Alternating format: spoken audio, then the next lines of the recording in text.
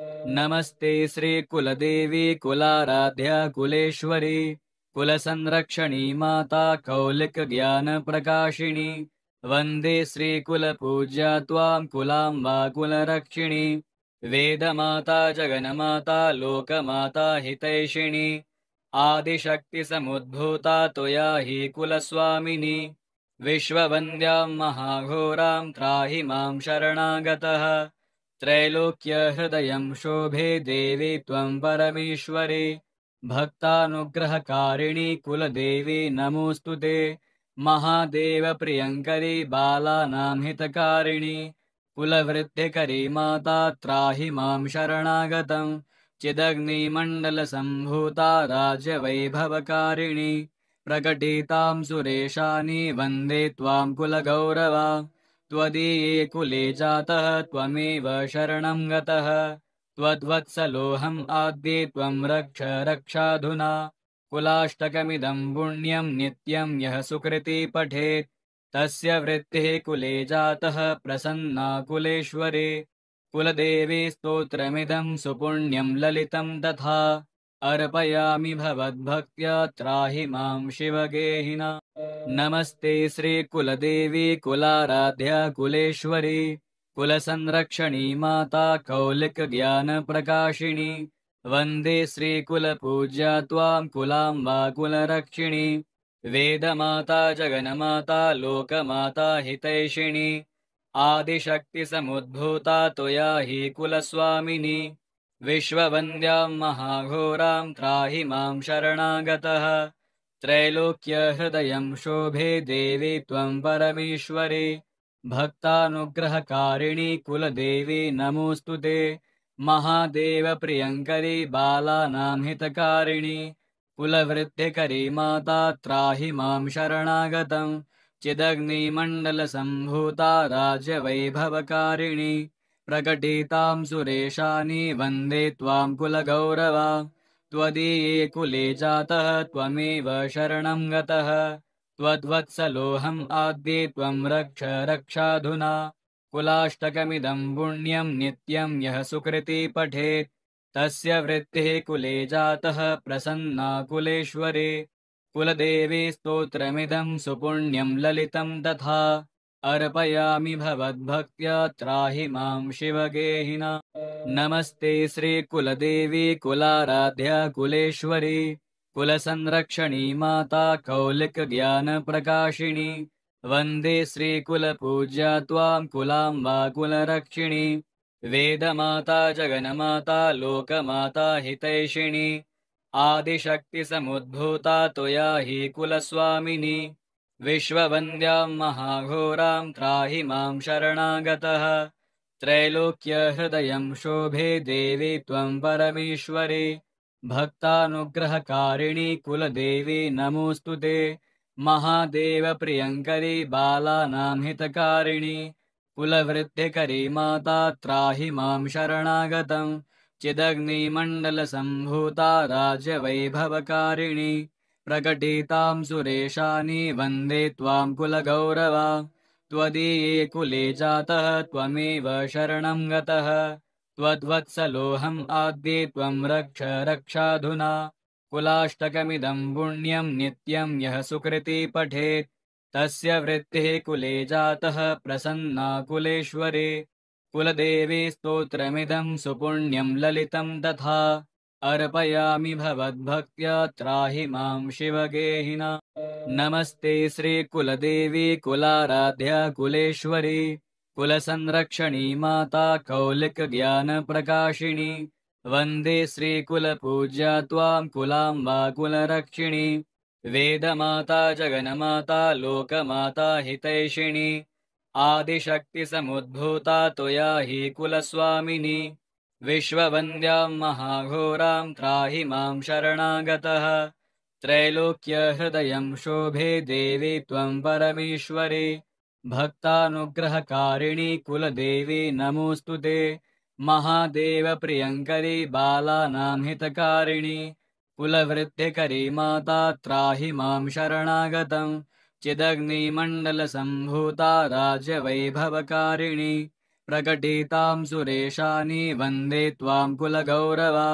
त्वदीये कुले जातः त्वमेव शरणं गतः त्वद्वत्सलोऽहम् आद्ये त्वं रक्ष रक्षाधुना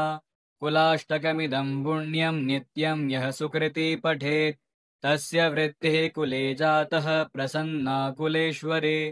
कुलदेवी स्तोत्रमिदं सुपुण्यं ललितं तथा अर्पयामि भवद्भक्त्या त्राहि मां शिवगेहिना नमस्ते श्रीकुलदेवी कुलाराध्या कुलेश्वरी कुलसंरक्षणी माता कौलिकज्ञानप्रकाशिनी वन्दे श्रीकुलपूज्या त्वां कुलाम्बा कुलरक्षिणी वेदमाता जगन्माता लोकमाता हितैषिणी आदिशक्तिसमुद्भूता त्वया हि कुलस्वामिनी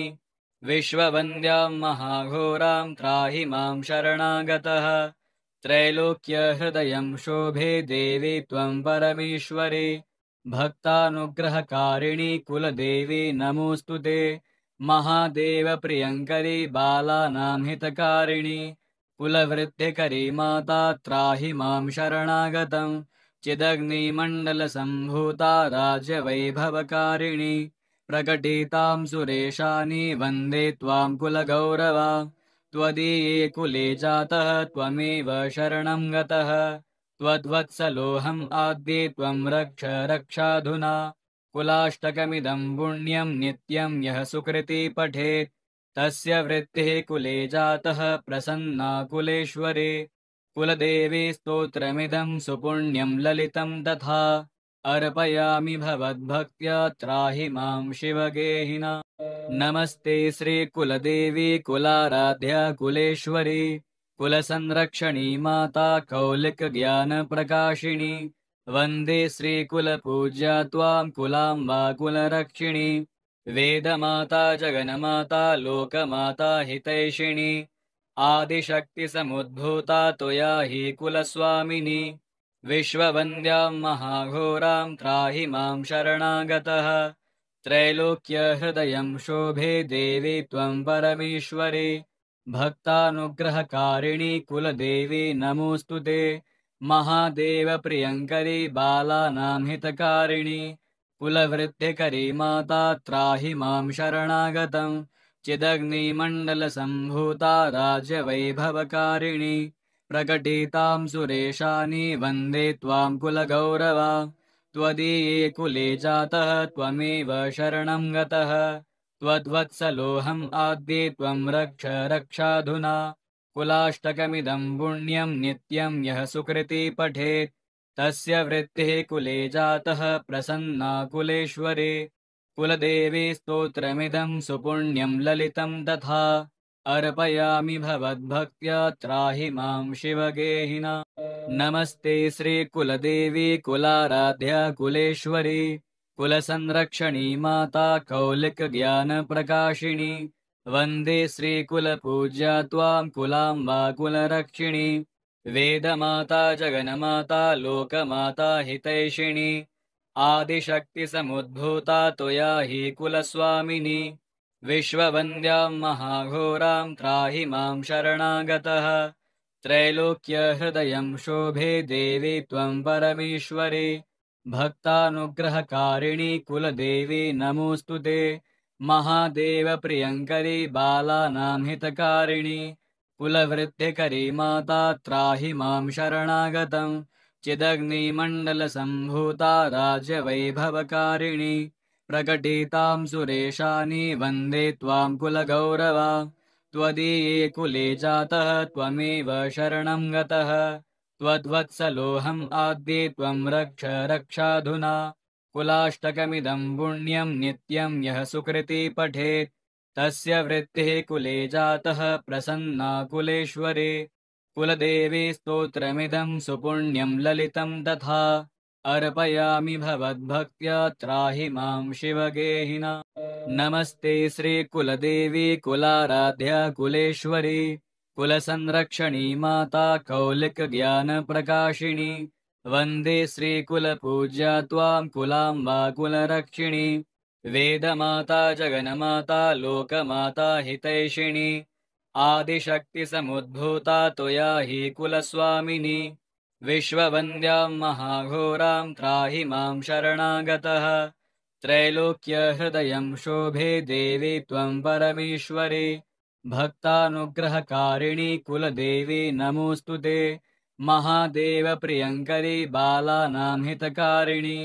कुलवृद्धिकरी माता त्राहि मां शरणागतं चिदग्निमण्डलसम्भूता राज्यवैभवकारिणि प्रकटितां सुरेशानि वन्दे त्वां कुलगौरवा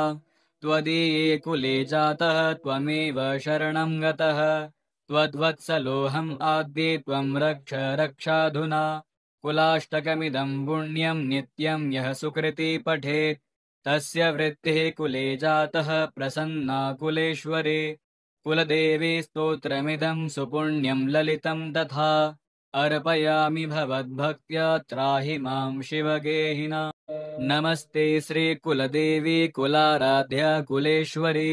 कुलसंरक्षणी माता कौलिकज्ञानप्रकाशिनी वन्दे श्रीकुलपूज्या त्वां कुलाम्बा कुलरक्षिणी वेदमाता जगन्माता लोकमाता हितैषिणी आदिशक्तिसमुद्भूता त्वया हि कुलस्वामिनि विश्ववन्द्यां महाघोरां त्राहि मां शरणागतः त्रैलोक्यहृदयं शोभे देवी त्वं परमेश्वरी भक्तानुग्रहकारिणि कुलदेवी नमोऽस्तु ते महादेवप्रियङ्करी बालानां हितकारिणि कुलवृद्धिकरी माता त्राहि मां शरणागतं चिदग्निमण्डलसम्भूता राज्यवैभवकारिणि प्रकटितां सुरेशानि वन्दे त्वां कुलगौरवा त्वदीये कुले जातः त्वमेव शरणं गतः त्वद्वत्सलोऽहम् आद्ये त्वं रक्ष रक्षाधुना कुलाष्टकमिदं पुण्यं नित्यं यः सुकृती पठेत् तस्य वृत्तिः कुले जातः प्रसन्ना कुलेश्वरी कुलदेवी स्तोत्रमिदं सुपुण्यं ललितं तथा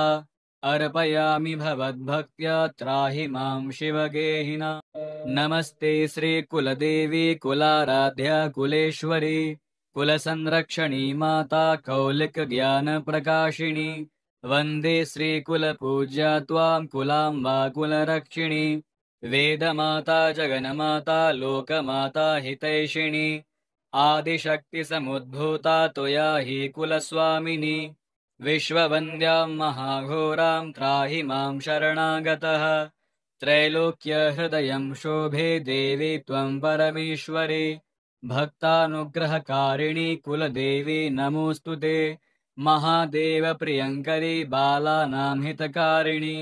कुलवृद्धिकरी माता त्राहि मां शरणागतं चिदग्निमण्डलसम्भूता राज्यवैभवकारिणि प्रकटितां सुरेशानि वन्दे त्वां कुलगौरवा त्वदीये कुले जातः त्वमेव शरणं गतः त्वद्वत्सलोऽहम् आद्ये त्वं रक्ष रक्षाधुना कुलाष्टकमिदं पुण्यं नित्यं यः सुकृती पठेत् तस्य वृत्तिः कुले जातः प्रसन्ना कुलेश्वरी कुलदेवी स्तोत्रमिदं सुपुण्यं ललितं तथा अर्पयामि भवद्भक्त्या त्राहि मां शिवगेहिना नमस्ते श्रीकुलदेवी कुलाराध्या कुलेश्वरी कुलसंरक्षणी माता कौलिकज्ञानप्रकाशिनी वन्दे श्रीकुलपूज्या त्वां कुलाम्बा कुलरक्षिणी वेदमाता जगन्माता लोकमाता हितैषिणी आदिशक्तिसमुद्भूता त्वया हि कुलस्वामिनि विश्ववन्द्यां महाघोरां त्राहि मां शरणागतः त्रैलोक्यहृदयं शोभे देवी त्वं परमेश्वरी भक्तानुग्रहकारिणि कुलदेवी नमोऽस्तु ते महादेवप्रियङ्करी बालानां हितकारिणि कुलवृद्धिकरी माता त्राहि मां शरणागतं चिदग्निमण्डलसम्भूता राज्यवैभवकारिणि प्रकटितां सुरेशानि वन्दे त्वां कुलगौरवा त्वदीये कुले जातः त्वमेव शरणं गतः त्वद्वत्सलोऽहम् आद्ये त्वं रक्ष रक्षाधुना कुलाष्टकमिदं पुण्यं नित्यं यः सुकृती पठेत् तस्य वृत्तिः कुले जातः प्रसन्ना कुलेश्वरे कुलदेवी स्तोत्रमिदं सुपुण्यं ललितं तथा